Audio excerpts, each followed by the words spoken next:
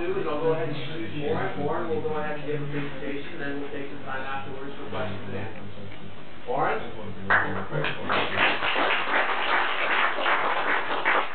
So how many people spend time managing their portfolio of assets, managing their stocks, or where you put your money, or those things? How many people here spend a lot of time doing this? Okay.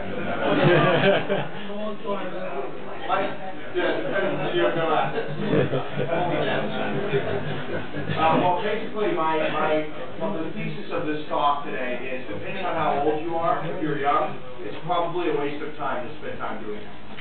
And then as you get older, it's more and more important to do that. But as you get younger, there's other types of things you should spend a lot of time on your asset allocation. So that's what we're going to talk about today. So if you think about your hard assets, right, your stocks, your bonds, your cash, what we're really going to talk about is your soft assets, which is your connections, your knowledge, and your reputation. And the younger you are, the more important your soft assets are. The older you are, the more important your hard assets are. So if you think about, these little graphs, your portion of your soft assets decrease over time. When you're like 120 years old, it doesn't really matter, like building some new connections or something like that, right? But you know, when you're 20 years old, it's like really, really important. Or your knowledge, like when you're 120 years old, it doesn't really matter what new knowledge you get. But when you're 20, it's really important maybe to go to college or to get new knowledge doing some of these things. Now, the importance of your hard assets are the exact opposite. Right? They're growing the exact opposite. So it doesn't, you know, when you're young, you kind of live off the land, it's kind of important. As you get older, the importance of your soft assets, even when you're 120, it really doesn't matter anymore either. But it does start growing. Maybe there's some sort of active time line. So if you think about it, let's say you're a pretty well off 30-year-old, right? Let's say you've got $2 million in liquid assets. And let's say if you spend a lot of time focusing on your hard assets, you can make an extra 2% a year, right? That would be if you did a really good job. You would make an extra 2% a year rather than just throwing in some S&P 500 or some bond funds. That means you'd have to earn an extra 40K a year, right? Which is pretty significant. It's not bad. It's pretty significant. But my hypothesis is that the time that it took you to do that would not be worth your time, as opposed to if you were going to instead focus that time on your soft assets and your soft asset allocation, which is what we're going to talk about today. So, you know, the hard assets, people talk about, 60% stocks, 20%, whatever. So I've got a thesis for soft asset allocation. If you're 30 years old, maybe you spend 60% on your career, 20% on your knowledge, 15% on your connections, 4.9% maybe on other stuff, and maybe 1.1% on your hard asset allocation.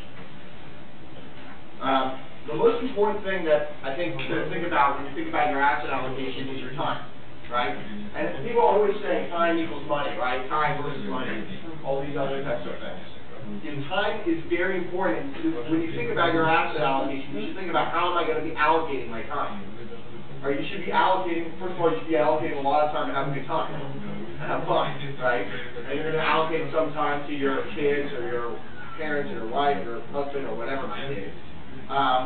But people, I think, spend way too much time on the money part and not too much time on the time part.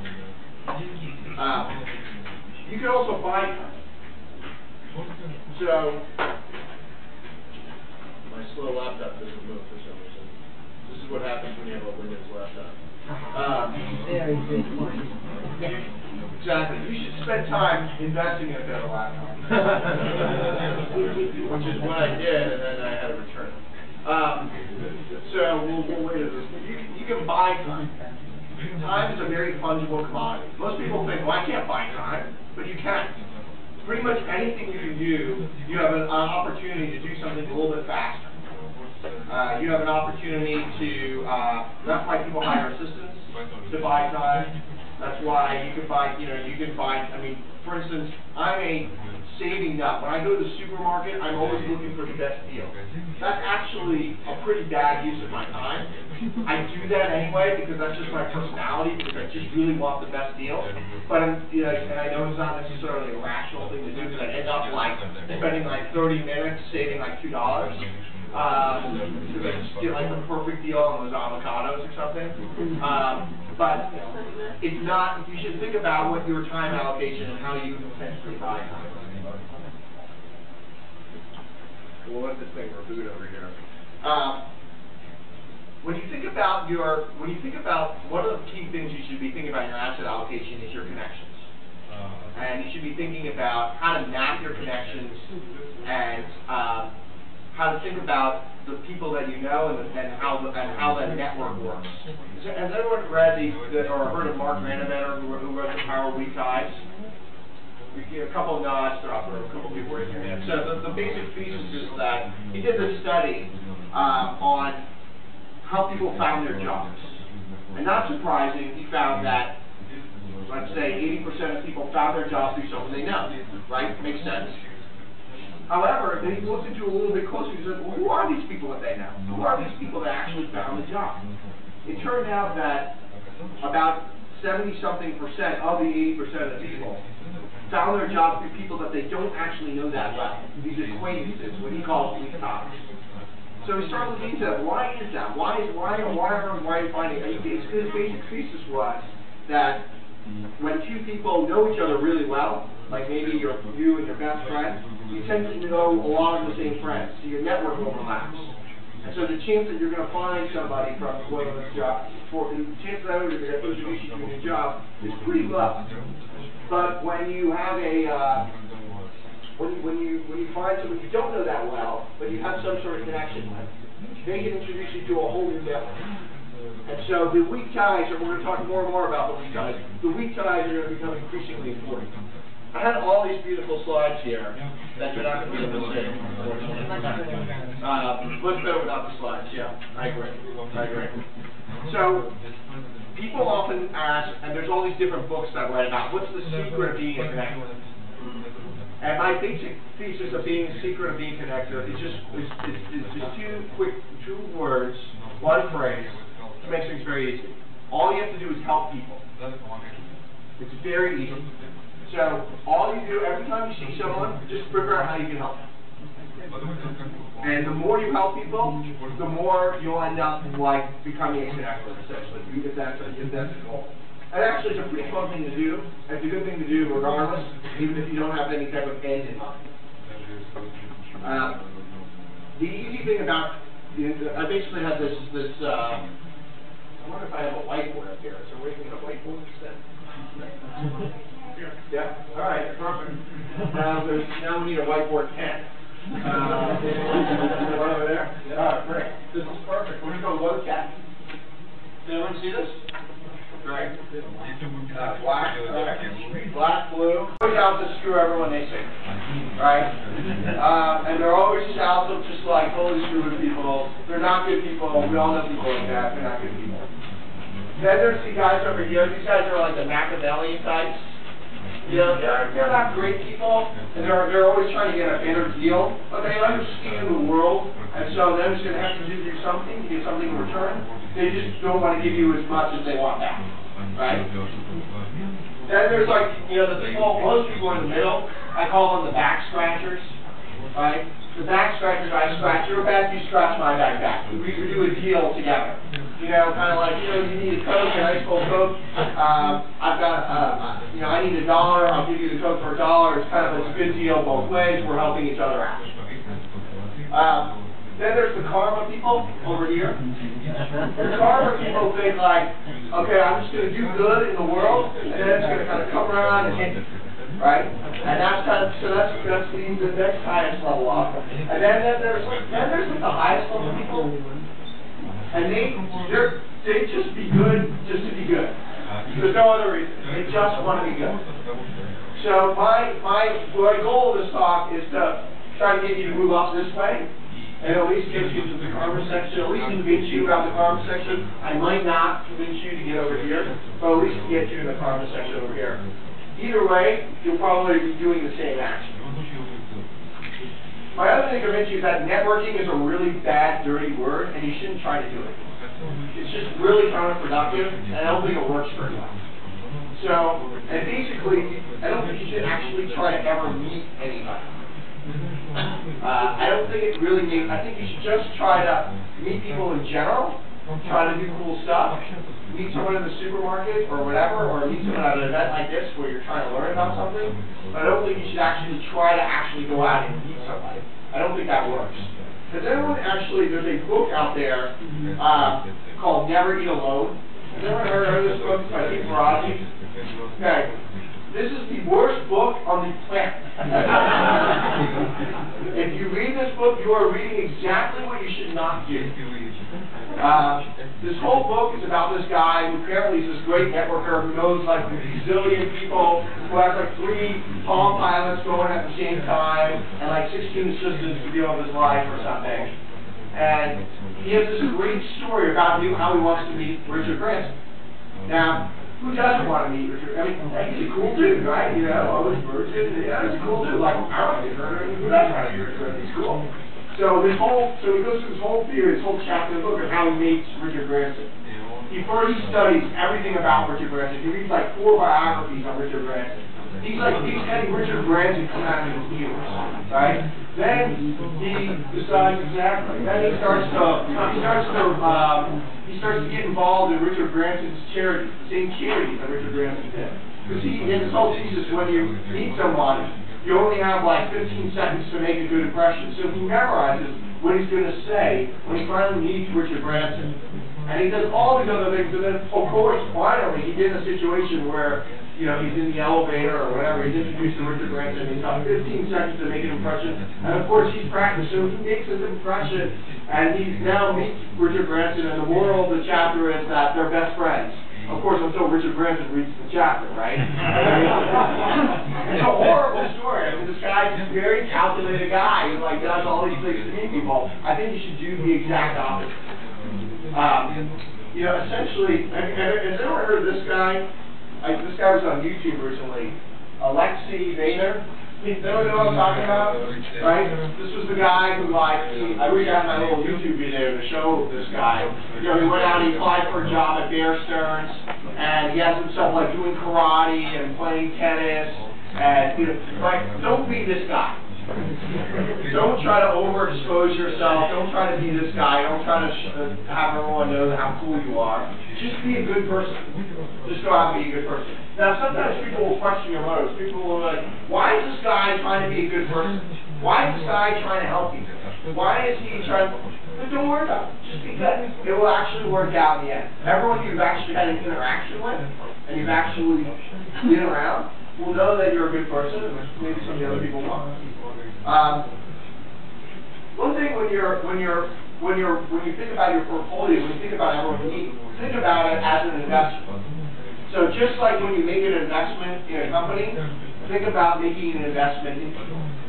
So every time you meet a person, just think about, okay, how can I help this person? How can I help this person grow? How can I help them reach their potential? Maybe there's not that much you can do, but think about how much you can help them. And you should actually choose who you want to meet and who you want to build a relationship, in my opinion, based on how much you can help them, rather than the other way around. Like, for instance, pretty much nothing that I can do for Eric Schmidt right now, the CEO of Google. There's pretty much nothing I can do for him. So there's really no reason for me to go meet him. I mean, there's really nothing I can do to help him. This guy has a pretty good life. You know, he's a pretty good. So, like, nothing really I can do can actually help him. Now, maybe a new MBA that just graduated from Stanford, maybe that person I can help. Maybe there's a lot that I could do with that person. And maybe when I was younger, maybe there was a lot I could do with someone who's just graduating college. Maybe I was even younger than that, maybe with someone who's just graduating high school. Right? But, you know, you should work with the people that you can actually help. So let them get value out of the relationship. No sense you have to get value the other way in return. The other thing is, the most important thing when you build connections with people is to spend your connections. It's the exact opposite of money. In money, if you have money and you spend it, you're no longer happy. And it's usually not a wise thing to try to spend your money. When you have connections, it's the exact opposite. When you have a connection, they actually atrophy if you don't spend them. So you've got to spend your connections, and you should spend them judiciously, and you should try to connect as many people as you can to other people. Now, when you're connecting two people, you can't just spend willy-nilly. where you can't connect someone, you have to make sure that both people value from the connection that's made, right? So if I introduce someone to Chris, and Chris gets really mad at me for introducing this person to Chris, then Chris is probably not going to want to be introduced to the next person I want to introduce him. So you have to think of both sides when you're making the connection happen. I will say that Auren has introduced me to many people over the years that have always found the introduction worthwhile. Thank you. So, I'll give you $20 later. I raised my price recently to $50. That's reversed. So, so you want to be able to spend your connections in an effective way. It's kind of like, think of it as setting people up on a date, which is the same exact scenario of connection. Right? The key thing of setting people out on a date, I do a lot of setups, I love setting people up on dates. The key thing of setting people on a date is not that they get married. So if you're setting people up on a business deal, it's not that they actually consummate the deal. The most important thing when you're setting two people up on a date is that they actually enjoy meeting one another. They don't even have to go on a second date. That it was an enjoyable experience for both of them, and they're both happy that they met the other person. It was worth their time. If they spent an hour or whatever, it was worth their time. And that's what you have to do when you think about when you're putting two people together. As long as they're going to come out and say, you know, I'm really happy I met Chris, and Chris says, I'm really happy I met this other person, then it works out really well. Otherwise, it's not good. But in that scenario, it's always good. You should be spending your connections judiciously to do that. The other thing I think is really interesting is that successful people return calls. If you have, what do Tom Siebel, Steve Jobs, and Steve Ballmer all have in common is that they all have what's called a 24-hour rule. If you email them, they will get back to you, or somebody will get back to you within 24 hours. Guaranteed. You can try it tonight if you want. As long as it's not like a stalker email or something. It's a well-formed email that has some sort of legitimate thing. They will get back to you, or somebody, their assistant, or vice president, or someone will get back to you within 24 hours. Now, I noticed this when I was in college, because when in college, I was a little bit crazy, and unlike today, I probably wouldn't bother Eric Schmidt today. I used to email these guys, these three guys in particular, when I was in college, and when I was an engineer at Berkeley. And they would always email, they would email me back personally, you know, and right away. And so my question was, are they successful because they get back to people in 24 hours, or do successful people get back to people in 24 hours? Right? And I'm still not sure today, but I figured why chance it and just get back to people.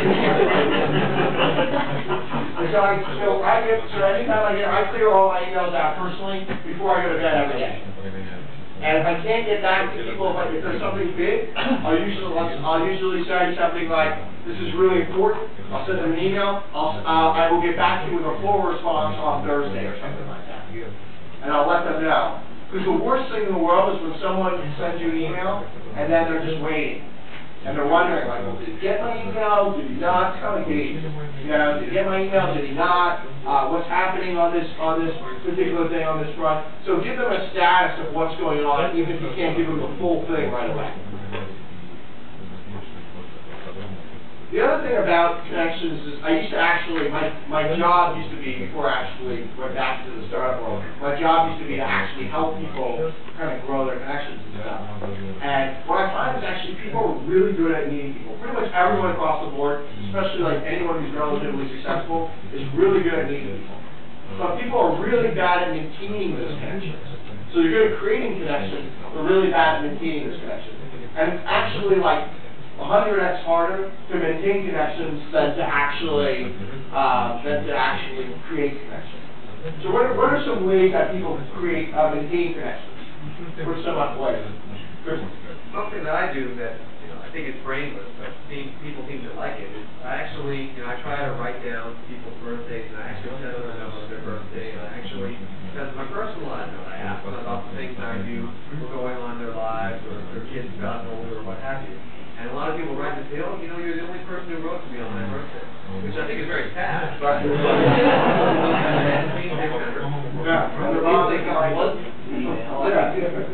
that's a great idea. That means at least once a year you're going to be able to maintain a connection with those people. What are some other ideas?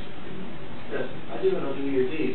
Okay. I tend to send out a Happy New Year to people that I haven't been in touch with for a while. If they, what's going on with the news, I do look at it. Okay. And they had like an 85% return. Wow. Everyone's like watching Jim Clark together. Yeah, that's great. That's great. Well, it wasn't necessarily exactly a thing, but it came back from the That's great. Right, exactly. The lower time effort of person is great. You can share interesting links. You're going to comment the blog post. Yeah, those are both really good ideas. Commenting on blog posts, sharing interesting leads. Those are really good. Some people write blogs, and then people read them, so they kind of get updated about those people are doing the Christmas activity on top of that. What are some other things? Yeah.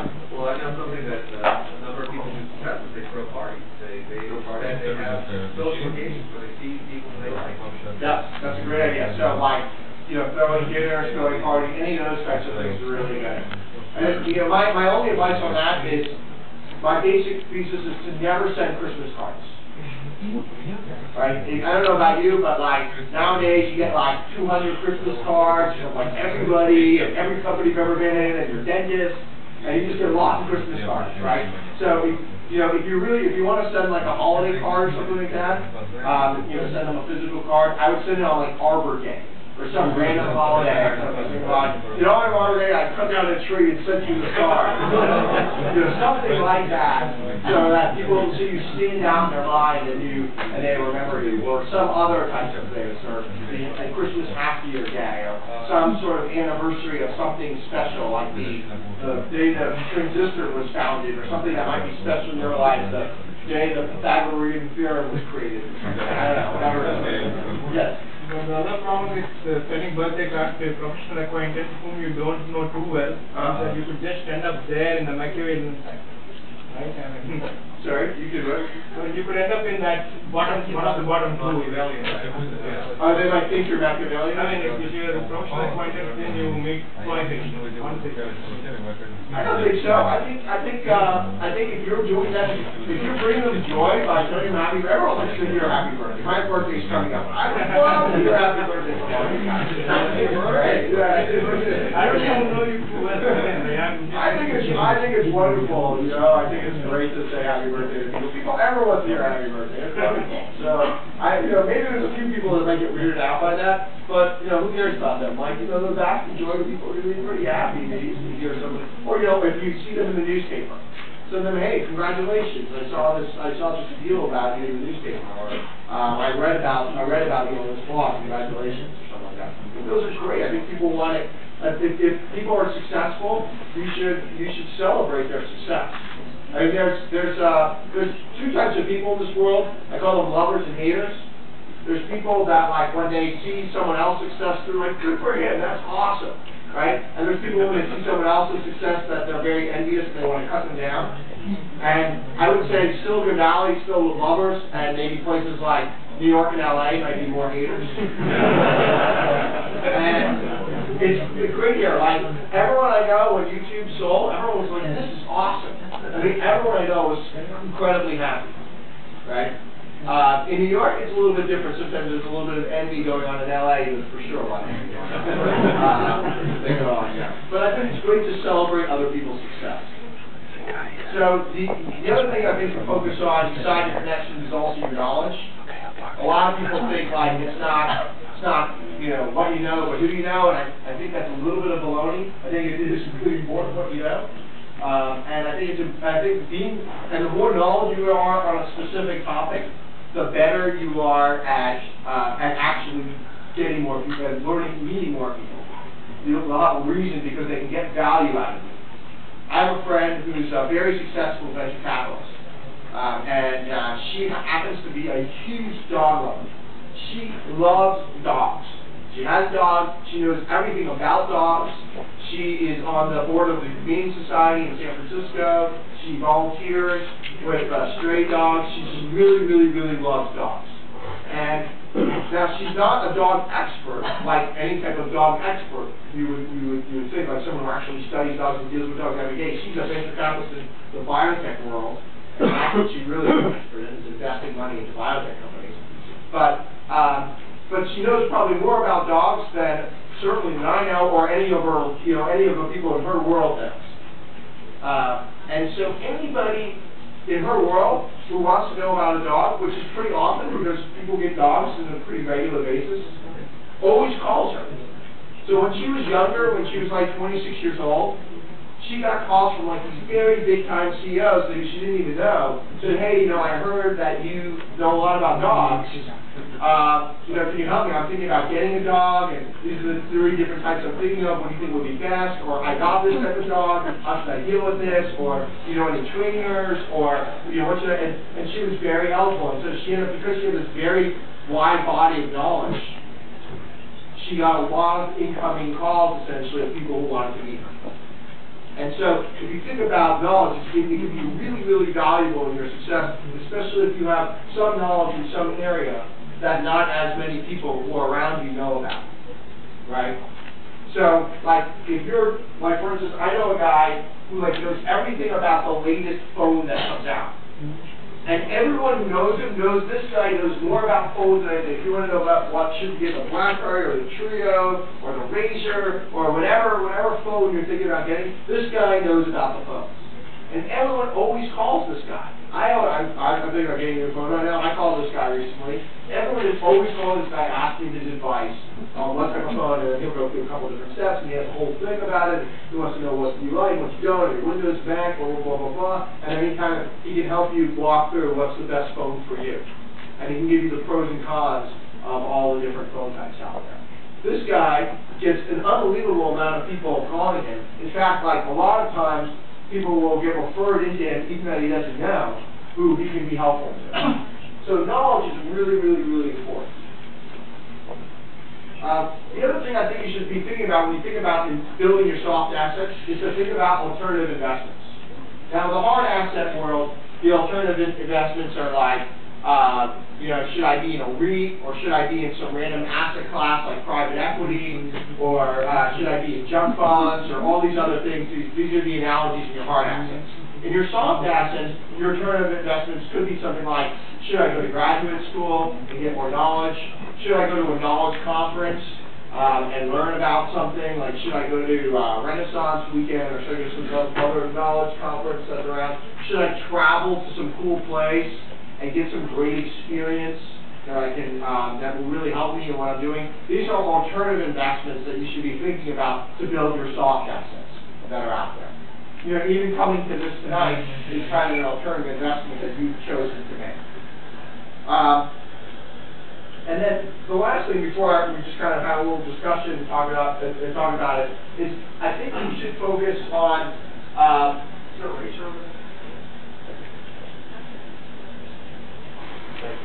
I think you should focus on short-term goals and long-term goals, and not focus on mid-term goals. So if you had to say that this is time over here, and this is value, I think the curve is essentially something like this, where this is long-term, this is mid-term, and this is short-term. And this might be like extraordinarily short-term or something like that. Maybe it's down here, like, what are you doing tonight or something.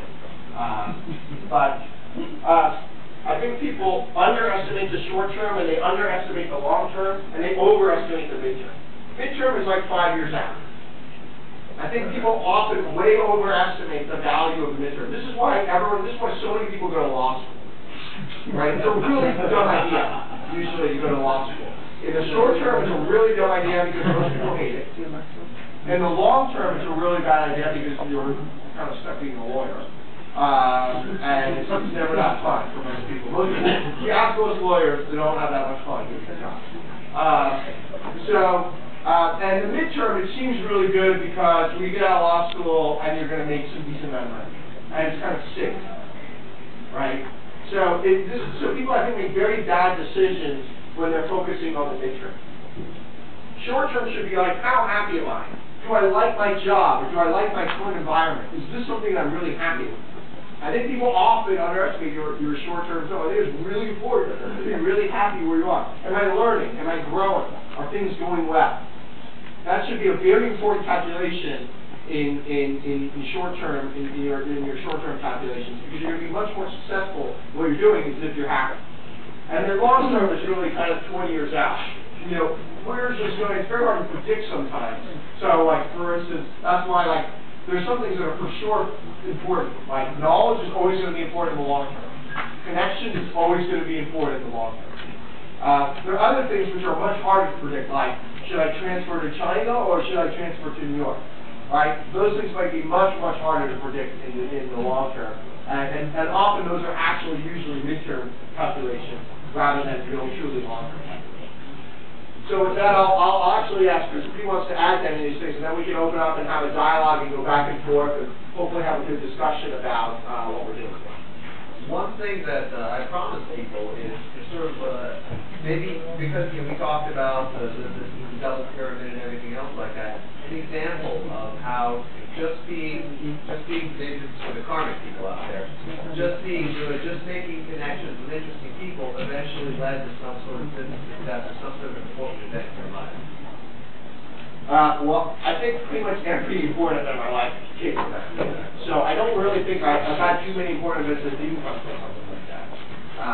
You know, there's the occasional serendipity or something, but almost always it comes from like somebody who you end up doing something for, they'll end up talking to like their hairdressers, mothers, stepsons, brother-in-laws, friends, whatever, cousins twice removed, and all of a sudden that person is the CEO of some major corporation who wants to get you in to do something because they heard about it somehow. In my old job, basically all my customers, people just called me because they heard somehow, and I never actually did lead gen for my own company. Now this company that do a lot of lead gen, so it's a little different in the industry, and I make a lot of calls. But in my, it is a little bit different, and I think your knowledge is really important as well. If you are, I think it's like, for instance, if you know how to code, that's like a really good thing. And I think that's very undervalued. Even if you don't end up becoming a good, even if coding is not your good profession.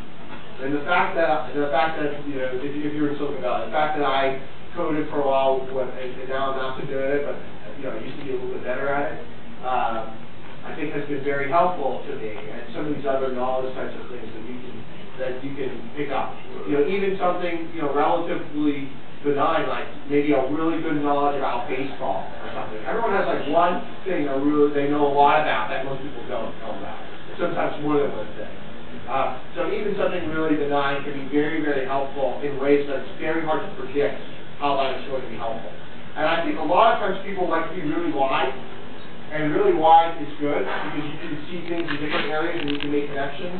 And there's a lot of value in that. Thomas Friedman, who's a foreign policy columnist, writes all these values of being really wide, and the fact that he knows a lot about economics and he knows about politics and he knows about a culture of things. He can build all these very interesting connections that maybe other people can't.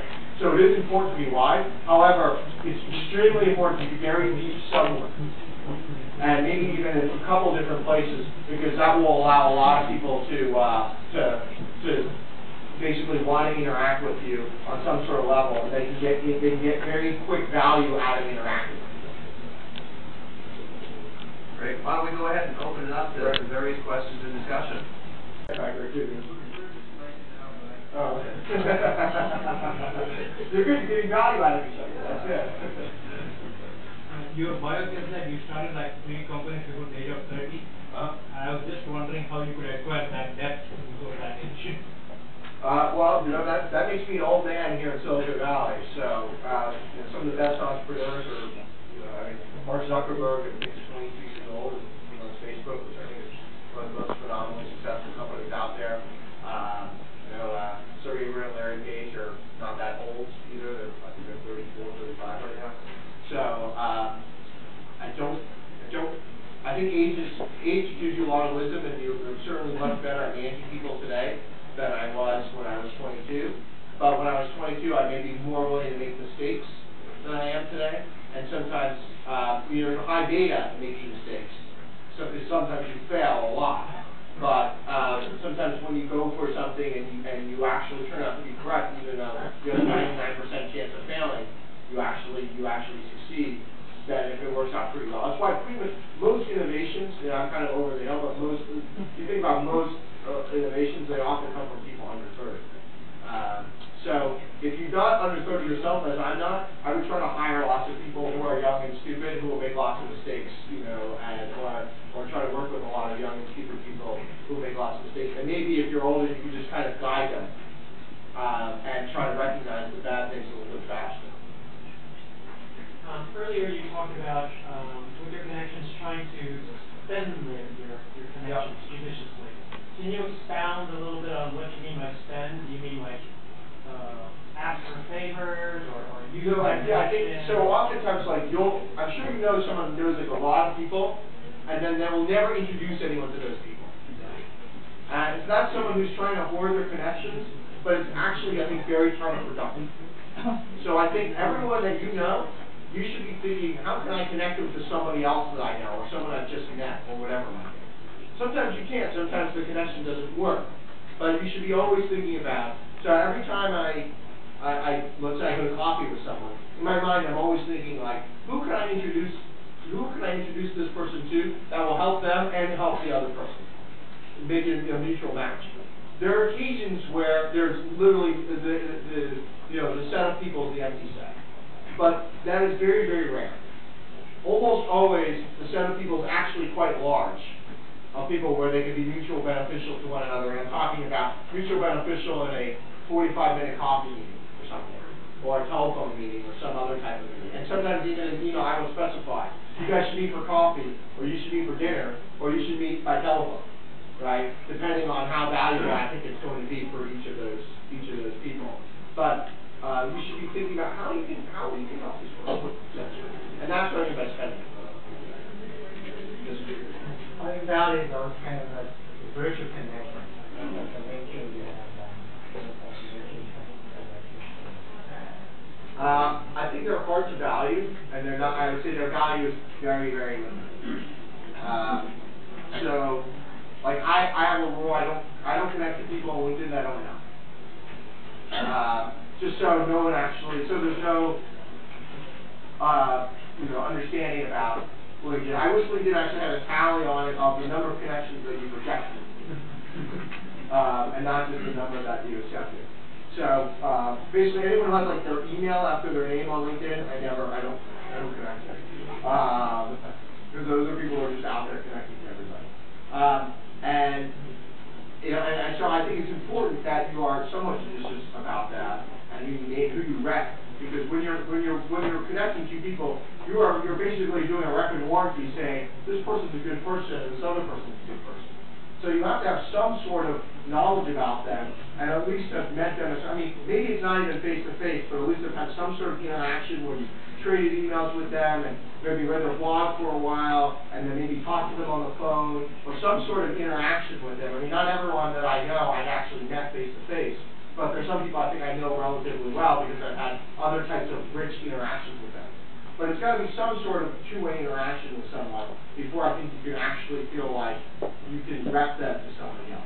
Now, to be fair to Reed and LinkedIn and those guys, I think that LinkedIn does have its uses. I think LinkedIn's great. I love LinkedIn. Exactly. You connect with people that you do know, and that allows you to stay more up on what they're doing. You can see their updates. You can find out but it's a tool to enhance the relationship that already exists. And it's really often find new people. When we're trying to hire people, we often go on LinkedIn to look for something very specific.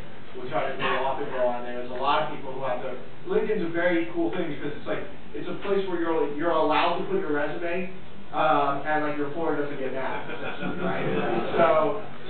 I often go on there. I'm looking for like some type of software engineer or another, which is basically always, or something else in contact people. I don't always contact someone through LinkedIn. I'll often just email them directly. It's usually not that hard to figure out anybody's email. But I think LinkedIn is a really awesome tool. I love it. I think it's a great site. But I think you should be judicious about, how you're building connections.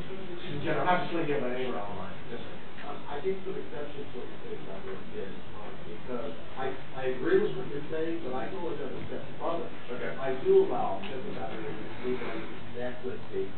However, what I then keep in mind is who they are. So if I ever get a request for a connection to someone else, then I will pass it along with a comment about how well I know this person. And I would know also from the connection as to whether or not they want these kind of funds. And there are a lot of different strategies, and you can choose the one that you think works for you. I mean, certainly my strategy won't work for everybody. I'm also like a contact nut, like I always update everything, my contacts, and I also have an assistant to help me, and I have other tools. I've invested a lot, like the scanning tools and all the other tools to help me, and I've got 4 computers to do all this different stuff. So, everyone's different in how much they want to invest and do in certain different areas. So everyone has a different kind of point on those things. Just Here's some other tools you use for contact management. so I think tools for contact. The question was tools for contact management. I think they're all really bad. I think there are really no good tools for contact management. I think it's really horrible. I can't believe that no one's figured this thing out. I mean, it's really, I just don't understand it. I mean, Outlook is the worst program in the world, but it's probably better than all the others. And it's just amazing how bad everything else that's out there is. So, I happen to use Outlook. It's probably something better that I should be using. It just happens to integrate with a lot of other things. It integrates my phone, it integrates my Slack, so it integrates with a few other things that I use. But it's certainly a really bad solution. It's really slow. It's really hard to search.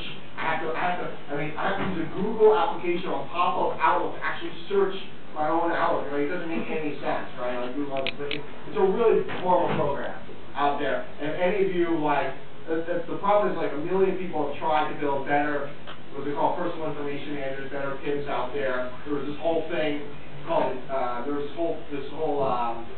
what was the open source thing? Chandler. Was it? Chandler, exactly, which was supposed to be the panacea, which unfortunately never flied. There's actually, I'm reading this great book on Chandler right now, which if any of you like to read software, are interested in writing software, something like that, it's got the books in the number. 4,000 bucks, 3 years, something like that. Yeah, exactly. Great, I think Scott Rosenberg's the author, right? Yeah, I think you're right, yeah, it's late. Yeah.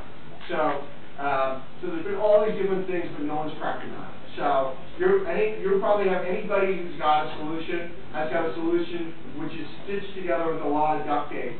And that's just, and whatever solution works for you. I mean, I know people that use index cards, and it's probably like not that much worse than what I'm doing. So whatever you think works for you, works for you. Other questions or ideas? Yes, sir. Yeah, I'm always in a quandary when I come to these events to network because I'm your sort of typical CEO that's in startup, and so I'm looking for a CEO that's more fundable than me. I'm looking for a technical co-founder. I know enough to start the conversation by saying to the person I'm meeting, "Hi, I'm so-and-so, what do you need? Can I help make your life more wonderful?" And they usually most people here, they have nice paying jobs, they don't really need anything. That's true. So I don't have the opportunity to really help them. And even if they said, yeah, I'm looking for this and that, since I'm sort of new here, I don't really have that much to offer them. So then very quickly, I'm telling them what I'm looking for, what I'm needing. So I'm feeling like the Machiavellian guy there. And is there any way to kind of transcend that? Yeah, I would maybe go to different types of people. I mean, there are certainly people you can help that are out there. I mean, some new person just graduated college that's looking for career advice, you can probably help that person all day long. There's a lot of different people out there that you can help probably with a lot of different types of things that they have.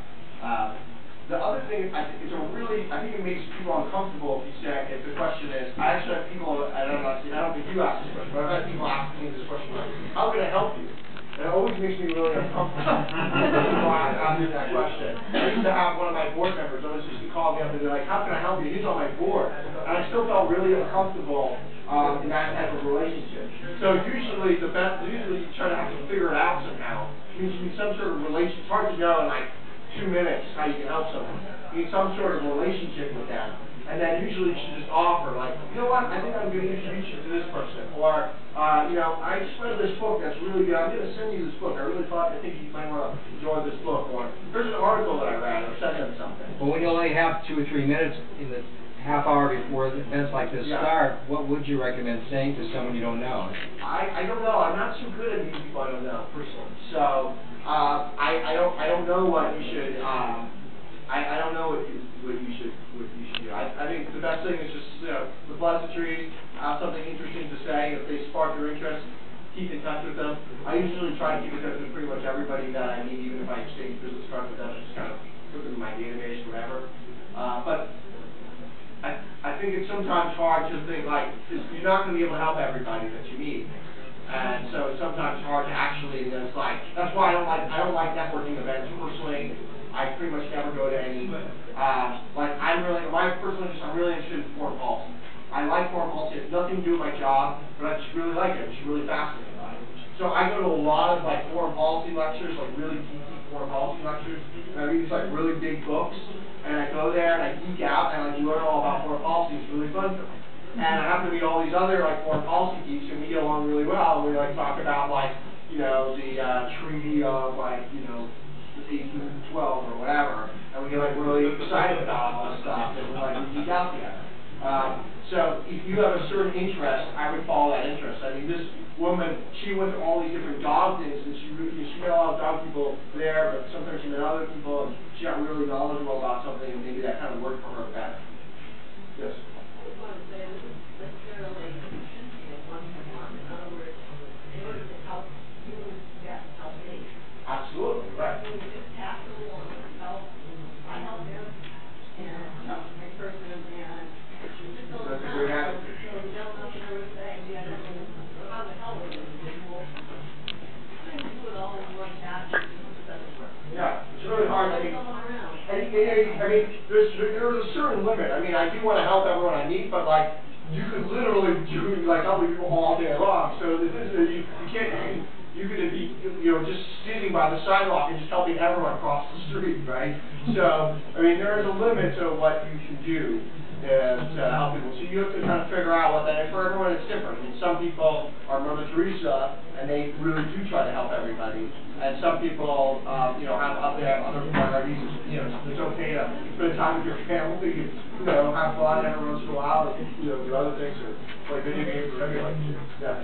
I would like to get some validation from you that I'm the typical not good in following up in networking and connections. Yeah. Right now I have to manage the team and build them, and so I have very few choices. So I want to ask you basically how much time whether it will be effective. Yeah. Basically it will be having a blog for both internal and outside. Yeah. Really, I think that's the best way to be because we have a wealth of knowledge of doing something. Yeah. And the product is really good. We can offer the product so premium version for people and go to teaching event and try to make the best out of the time. But it seems to be quite purposeful. So not quite sure whether that will be enough for the company and.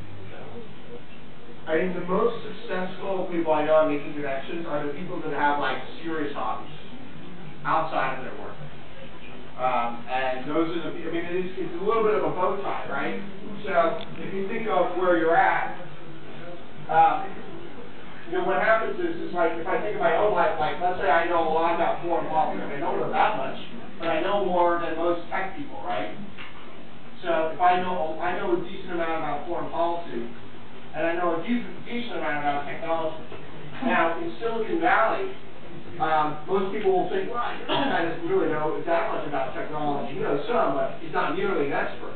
And, you know, if you were like hanging out in the UN or something like that, people are like, this guy doesn't really know a lot about foreign policy or something, but he's certainly not an expert. But like, the people in the UN, I'm an expert in technology. And the people in technology, I'm an expert in foreign policy. Because of the people that they know, I know more about the other than the other side, right? Pretty much no one in the UN knows anything about technology. Not that some people in technology know about foreign policy, but there's not many. And so, depending on what you're interested in, it's the same thing about this woman with dogs. She knows a lot about biotech, she knows a lot about dogs, and you know, or you know, whatever you might want to know, whatever your phones or whatever your serious hobby that is. So I would pursue your hobby very aggressively. And that's probably a better career move than almost any other thing that you can do. Provided that's a hobby that you actually interact with other people every once in a while. Let's say not all hobbies. You're really trying to There are master. some destructive hobbies out there, you know. I wouldn't like necessarily counsel you to be a drug dealer. Like, frankly, that might be a career. I don't know. I would actually meet a lot of people in Silicon Valley doing that. Yeah, you have to be off of them and get a high quality. I wanted to share an idea from my past experience based on something you mentioned, which triggered something. And a while ago, I managed a team of engineers, and I asked each of them to put a hobby on their business card. And some of them said travel, some of them said investment, some of them said movies, and that really became a big deal, gave them multiple dimensions until the HR came and did that. So one thing, I mean, if we are able to, just put some kind of hobby on the business side, whatever you do. I think it's a fantastic idea. I mean, I think I really feel it. Yeah, I think that's a fantastic idea. And the other thing is, like, if you're in an organization where HR beats you up or something like that, that's a pretty good reason to leave, I think.